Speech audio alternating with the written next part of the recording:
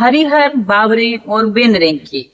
तो आऊं आया आंजी सबनी जी चहीती खिल्ला बाटू, मतलब खिल्ला बाटू, खिल वंडण वाली। ठीक है।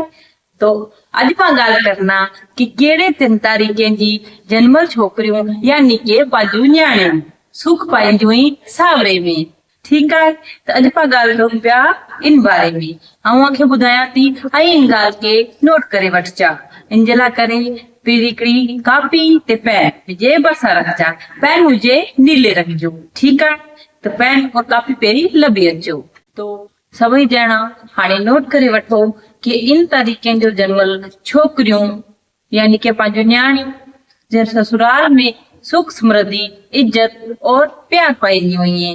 तो ये तारीख हुई है 32, 33, 34 और 35। दोबारा ध्यान से कल लगाए करे सुन जा।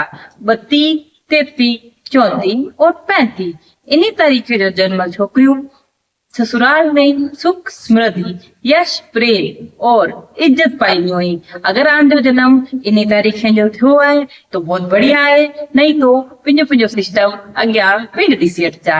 ठीक है। धन्यवाद।